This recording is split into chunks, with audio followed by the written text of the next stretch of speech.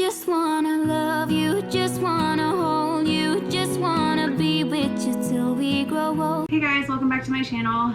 Today I'm going to be going over my first trimester update. Basically, it's going to include like symptoms and like my cravings and stuff that happened with my doctor in that time. For those of you who are new here, my name is Kayla. Hi, welcome. Me and my husband conceived our child through IUI, so we were seeing a specialist. So our journey is a little bit different from most people's, or some people's, I guess I should say. So I'm just going to go over it so you know what to expect if you do get pregnant this way. So I'll start with my symptoms that I had in the first trimester. I will start with the ones that I had very early on at the time that I got my positive pregnancy test. I had been experiencing backaches. This was like probably after 7 DPO. It was like a little bit later.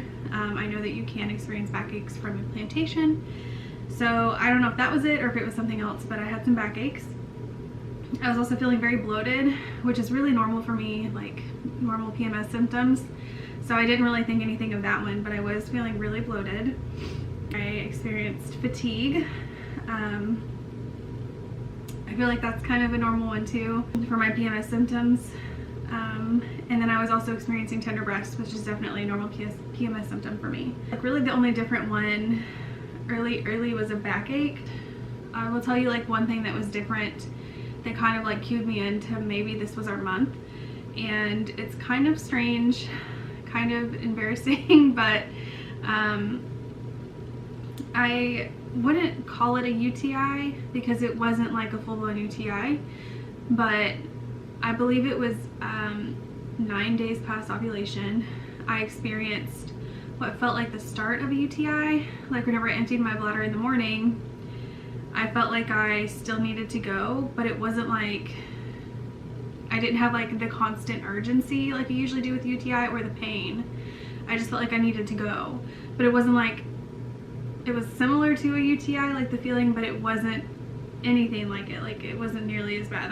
It's hard to explain. I know that sounds crazy. It was similar, but not anything like it, but that's kind of what it was. So I was like, what the heck is going on? Of course, I Googled it, and a lot of women had experienced that right before they got their positive pregnancy test.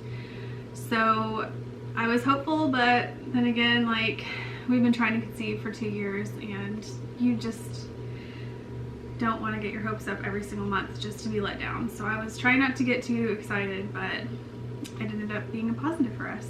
So some other symptoms that I had, these were more like after I got my positive pregnancy test. Throughout the rest of the first trimester, these are like in no particular order. These are just other symptoms that I experienced in my first trimester. Nausea, which is pretty common for the first trimester. I believe, so mine started probably around 6 weeks, and it lasted for like 2 weeks, and then it went away, and it kind of scared me that it went away. It went away for like a week, maybe a week and a half, and then it came back really strong. I don't know what was up with that, but it was definitely weird. Like the nausea I had in the beginning was like nothing compared to the nausea later on that I had. In the beginning, like it was manageable. I could still like go on about my day and not really, it wouldn't like inhibit any of my daily activities.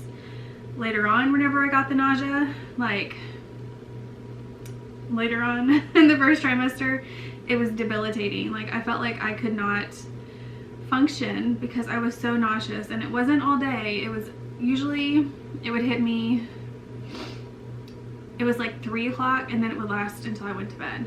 So it was like a long time, but it was like later in the day. It wasn't like in the morning or like all day. Another one was cramping. I had a lot of cramping in my first trimester, and it scared the crap out of me, especially if you've experienced a miscarriage. Cramping is like the scariest thing ever. So I had tons of cramping all through the first trimester, like, and it scared me to death. My doctor told me it was normal, it was fine as long as there was no bleeding with my cramping, and there wasn't. So I tried not to like really stress too much about it, but I still like was worried about it in the back of my mind. Food and smell aversions. There were a couple times. Now granted, I said like I was down for the rest of the day pretty much the second half of pregnancy, so that means like I didn't really eat dinner, I didn't cook dinner, I didn't want anything to do with dinner.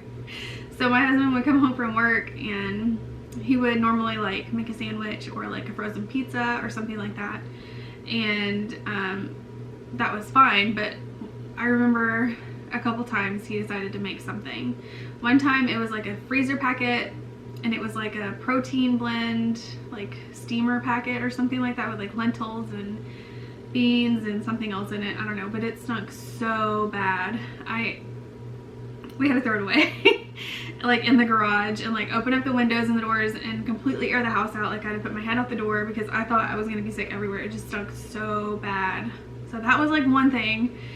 And another thing was one time he decided he was gonna be on this calamari kick, and he bought some at Walmart and he brought it home to make it, and he like made it in the pan, and like it was fine at first, like the smell, and then it just got to the point where like I couldn't smell it anymore. Like I just could not, or else I was gonna be sick. Again, aired out the house, stuck my head out the door and just could not deal with the smell. Like was like fanning the door open. It was horrible. It was just smelly things. So there's only been like a couple times where I felt like I was gonna be sick from a smell, but that was it. The food aversions, like I said, some of my favorite foods don't taste the same to me anymore. Or like I'll taste something and it'll like taste way off, and then I'll have my husband try and he's like, no, it tastes good, like it's fine. And I'm like, what? Like how is that good? That's happened a few times for sure. I have been taking a lot of naps in the first trimester. I probably took at least one nap every day, sometimes two. I have never been a nap person ever, and I could not believe that I took so many naps. Like I just felt like I hadn't slept very good at all at night, and even though I'd get like my full 8+ hours, like I would still feel like I needed to take a nap the next day. The fatigue is real, guys. It's real. Food aversions or cravings. This kind of goes back into like the aversion part, kind of ties back into the last part. Like just like some of the stuff that I liked, I couldn't eat anymore because it didn't taste the same. Cravings. I have 4 listed here that were like my real big cravings, stuff that I just had to have, and I would like go and get. And I've made the comment before that I feel like my taste buds have reverted back to like a toddler's taste buds. I couldn't do like super like intricate meals with like a bunch of flavor profile in it or anything like that. It was like simple stuff. And like one of the things was like sour things. I wanted sour things. So of course pickles. I was craving pickles. I was getting the little packets of pickle bites from Walmart. I don't even know if like dilly bites, I think is what they're called. They're like in the refrigerated section, and it's just like a packet with little like pickles in them, and I love those things. I would go through like 2 or 3 packets of those a day, or if there was just like a jar of pickles, we had a jar of pickles in the fridge for like, I don't know, like 4 or 5 months that my husband thought he wanted, and he didn't. He doesn't like pickles, but he's like, I'm gonna try it. And they were in the fridge forever because they were just like the kosher pickles, and I really like the fresher tasting pickles, like the Clausen pickles. I don't know if you've ever heard of those. They're always refrigerated, just like the little packets of them, the dilly bites. But we had those in the fridge, and one day I sat down and ate that entire jar, like in one sitting. I just wanted those pickles so bad, and I could not believe it because it's been sitting in there for a little bit. They'd never been touched. I never wanted them. Ate the whole jar in one sitting. Another craving is lemonade. I actually got some lemonade at Chick-fil-A, and it was good, but I didn't want to drive all the way across town to get lemonade every time I wanted it. I had also bought a container of lemonade at the store, and I drank that, and then I also bought lemons to make my own lemonade, and that was like really good because I could make it as tart as I wanted. I liked the one that I got at the store, but it wasn't like super tart. It was more sweet. So I wanted it more tart, so I made my own lemonade for a while. Salt and vinegar chips, specifically the kettle cooked ones. Those were my jam. I could put some of those away, let me tell you. And then my last craving was frozen pizza. I don't know what it is about frozen pizza, but it just always sounded good. It was always very comforting, and it was something that, excuse me, and the frozen pizza was something that I could tolerate really, really well. Like, I don't know if it was like all the bread, just like the carbs in general. You just want the carbs in the first trimester, all the carbs. So frozen pizza was like amazing. I don't know. We ate a lot of frozen pizza. Like I said, reverted back to like a toddler.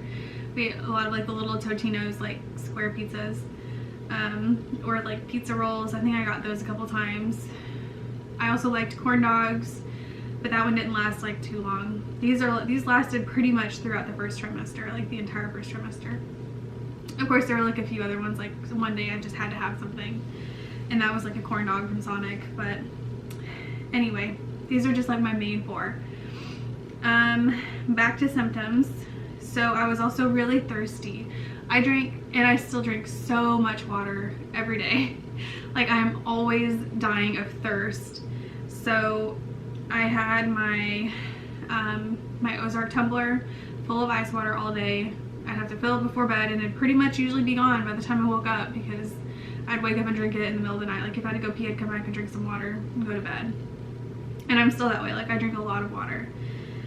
And my last symptom, which is still relevant, is that I'm always out of breath. So in my first trimester, since I did IUI, I had ultrasounds more often. And I think it also had to do with the fact that I had an ectopic pregnancy last year. So whenever you have an ectopic pregnancy, anytime you get pregnant after that, you are at higher risk for having another one. So they do an early scan. Anyway, you'll always get an early scan just to make sure it's not in your tube, because they want to check that or find it as early as possible to take care of it if it is ectopic.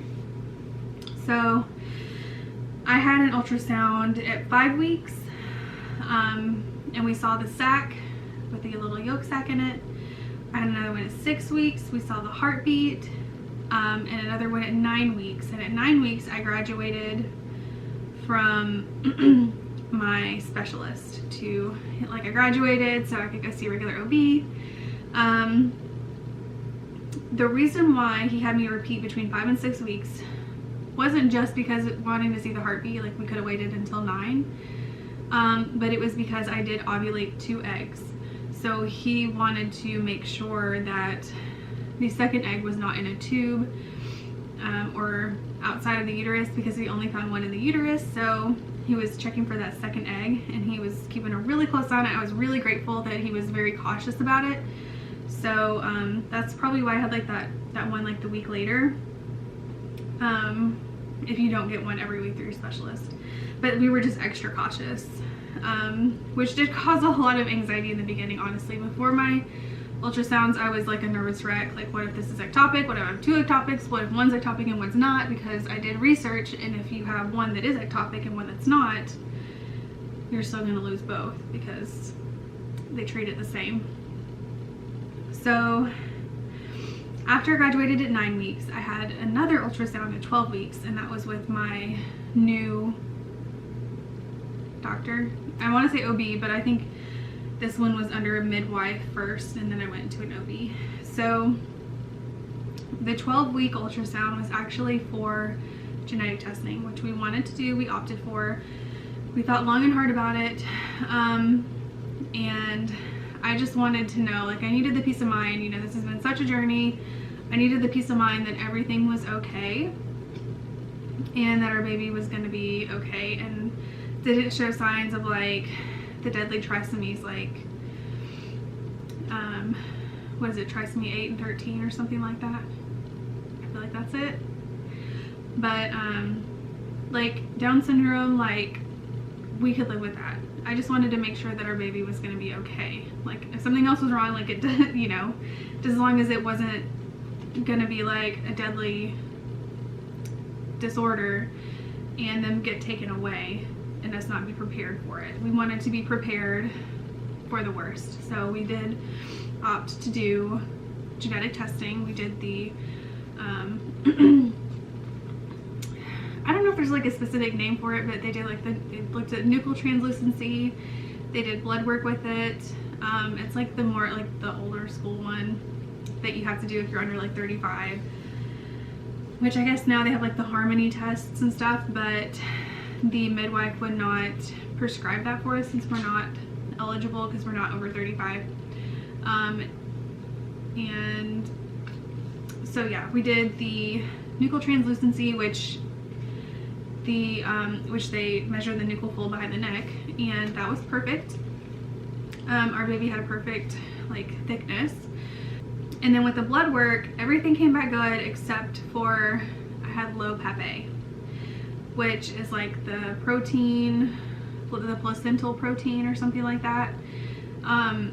When the geneticist called me to tell me that I had low papp-a, she said it's nothing to like really be concerned about. She said that it just means that they watch you more closely. They will do more ultrasounds, especially the later you get, because you are at higher risk of IUI or intrauterine growth restriction. You're also at high risk of preeclampsia and I believe gestational diabetes and maybe like a couple other things. So that just means she just said we would get more ultrasounds later on. That was like kind of the news that we got in the first trimester. Of course, it was really scary. I did do a lot of Googling and I kind of wish that I hadn't, just because there's not really any information out there. There's not much for like low papp-a. Like it just seems like it's not very talked about, or maybe it's not very common, but I don't know. So I didn't really find much out at all. Like I'd ask my doctor and she like wouldn't, whenever I went to an OB, not the midwife, I asked my doctor and she said that she basically like repeated the same thing. She's like, it just means we're gonna give you more ultrasounds to watch your baby more closely and make sure that they don't suffer from IUGR. So I was like, okay. I don't know if there's like much more they can tell us. From what I understand, it's kind of like newer technology maybe, where they're finding it to be associated, like that low papp-a to be associated with more of those conditions. So that's why they watch it, but it doesn't necessarily mean that you're gonna have one of those conditions. So it's like not really definitive, but they have to tell you about it. Sorry guys, my memory card got full. So yeah, I was just saying, wrapping up that papp-a thing, the low papp-a, that it doesn't mean necessarily that we will get one of those conditions. It just means that you're at higher risk, according to their studies or whatever. So that is pretty much it for the first trimester, like testing stuff and ultrasounds.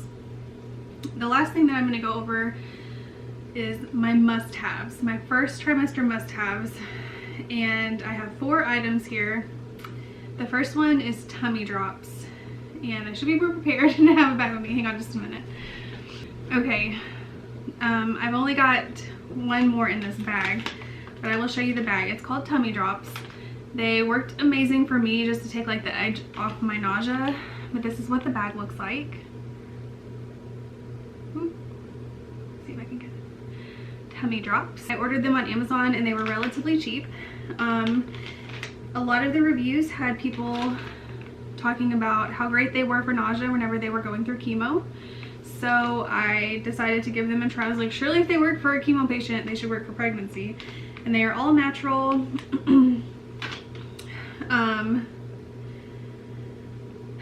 The ingredients are brown rice syrup, cane sugar, natural peppermint extract, and natural flavor, which you don't think that that would really help you, just having like peppermint mainly, but it really did help and take the edge off.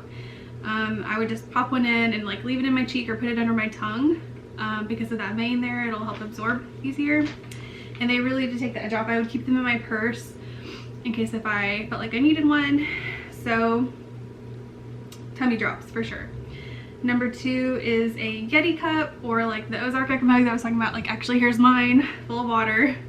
One of these, or something similar. They keep your water cold. I really needed the cold water. I I just cannot do with like room temperature water or warm water. It's got to be cold. So those are amazing. They keep your water cold for a long time, especially to take to bed. So whenever you go to bed, they're especially helpful. Your water will stay cold all night. My number 3 must-have is bland foods. Besides the frozen pizza, I don't consider that to be bland, but just like bland things like crackers, things like that. If your stomach is feeling upset and you feel like you need to get something in your stomach, crackers are the best thing. Just bland foods in general. If you have any other favorite bland foods, that's what you go with. And number 4 was my Ovia app or any other pregnancy app. I really enjoy my Ovia app and looking at the baby's progress day to day with the app. And they tell you like what size the baby is, like the actual size, and then like compared to like a fruit or an animal, or like there's like a bakery item and one other thing. I think it's like random fun things or something like that. So yes, my pregnancy app. They also give you tips for like pregnancy, and the further along you get, like there's like little videos on like what to expect from pregnancy that week basically. So it's like a week by week. And it's just a really good resource, and it's a good spot to like keep all of your pregnancy information that you want to keep for future, and it's just been great. I've enjoyed watching our baby grow through the app, and like with our other ultrasounds that we've had, he's always measured with like our later ones. His weight is measured the same as the app, like everything is like aligning up. So the Ovia app is really good. I really recommend it. So yes, that is my first trimester update with a lot of information. Hopefully this video is not like super long, but anyway, I hope you guys enjoyed that, and let me know if you did. Let me know what else you want to see. I won't do my second trimester update until I'm out of my second trimester, which is still a few more weeks. So there's my first trimester update, and I hope you guys enjoyed it, and I'll see you guys next time. Bye. My life was great till you added color.